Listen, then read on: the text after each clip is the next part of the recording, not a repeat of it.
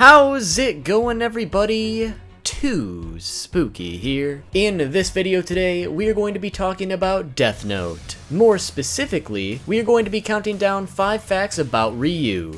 This video was suggested by Playa, Shots Fired, Noel Medina, Greedy Channel, and Damien Deliska. His comment may be long as hell, but I promise it's in there. It's been a while since I made a video talking about Death Note, and it's thanks to you guys that this one is happening today. So this one is going out to you. Now, without further ado, grab an apple, and let's get started. Number 1.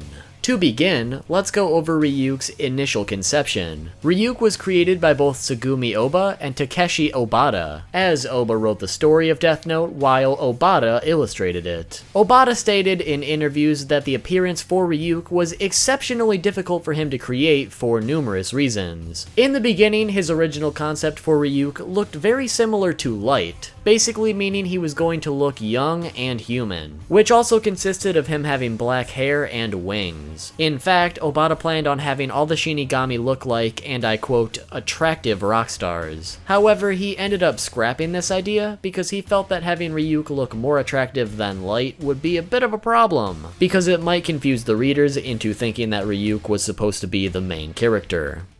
While struggling with the design, eventually their editor explained that Ryuk didn't exactly have to look human, which prompted Obata to scrap the previous design and instead go with a monster look, which ended up being the final design for Ryuk that we know and love. Although before that, at one point he also considered making Ryuk's face a mask, and underneath it was supposed to be a human-looking face that was also supposed to be rather attractive. The final design for Ryuk also proved to be a bit difficult for Obata to draw within the pilot chapter, as Obata didn't quite have a good grasp on Ryuk's facial structure. However, later on during the actual Death Note serialization, Obata was so accustomed to drawing Ryuk that he claimed he could visualize his face constantly, and that's basically how Ryuk came to be. Number 2. When it comes to why Ryuk loves apples so much, it simply stems from the fact that Oba thought they were cool, and that's basically it. Oba wrote apples into the story because he wanted to include, and I quote, the dying message that shinigami only eat apples. While many readers took the apple's appearance in the story as a sort of biblical symbolism, the true reason for their appearance in the story is simply because Oba wanted Ryuk to hold apples in cover pages and things like that, and Oba claimed there was no other reason for their inclusion to the story. Although he did still find ways to write them into the story as a plot device on numerous occasions, so that they actually made a little bit of sense. The fact that all the apples shown are red was also a specific choice tailored to Ryuk, as Oba thought the red color matched well with Ryuk's dark body. So if you thought there was a deeper meaning behind them, you're frankly mistaken. In addition to that, in the epilogue chapter, it was revealed that upon his return to the Shinigami realm, Ryuk brought a bunch of apples with him, and this also subsequently allowed other Shinigami to bring apples to the Shinigami King for special treatment. But even so, because Ryuk was the one who initially introduced the Shinigami to the human realm's apples, Ryuk is rewarded with apples whenever someone else brings more. Number 3.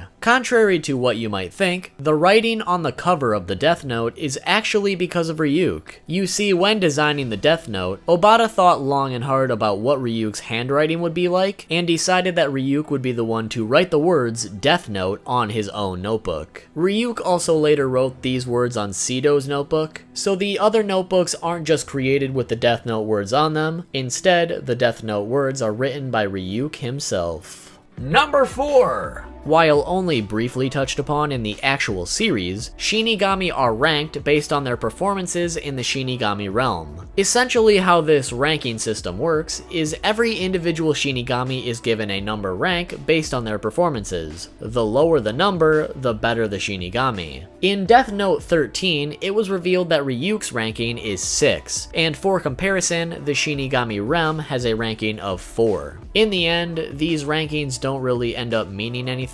In fact, the most that we find out about these rankings is that the lower the number is, the more powerful the Shinigami is in comparison to the Shinigami King. For instance, the Shinigami known as Nu is ranked 1, and is therefore considered the second strongest Shinigami behind only the King himself. While perhaps not as interesting on its own, it should also be noted that in the original pilot, Ryuk was mentioned to be just a C-rank shinigami, which is likely due to his carelessness insinuated by the other shinigami present. So from this, we can assume that originally there was meant to be a letter ranking system rather than a number ranking system as well. Now the moment that you've all been waiting for, but not for very long, number 5! Speaking of the original pilot, this is of course where Ryuk was first introduced. If you haven't read the original pilot, I do suggest you give it a read. But two things that stand out to me are the fact that Ryuk was in possession of something known as the Death Eraser, which brings people back to life if you erase their names from the notebook, assuming of course their bodies haven't been burned. The other thing I found interesting is the insinuation that Ryuk has played this little game many times before. For instance, at the beginning of the pilot, we see that Ryuk lost his Death Note, and the key word here is that he lost it again. Later in the chapter, after Taro attempts to return the book to Ryuk, we see that Ryuk already has another notebook, which he later loses again. So already right there we know Ryuk has purposely lost 2 notebooks. But elsewhere in the chapter, we learn from the investigators that many other similar cases have already happened in the past. Because we've already seen from the beginning that Ryuk has lost his Death Note previously, we can only assume that Ryuk has been dropping Death Notes randomly multiple times, yet he is somehow able to keep getting more from the king. So bottom line with this fact, Ryuk has dropped multiple Death Notes in the human world according to this pilot chapter, assuming it wasn't some other shinigami of course. But regardless whether or not it was actually him, like Ryuk said, that's just his style.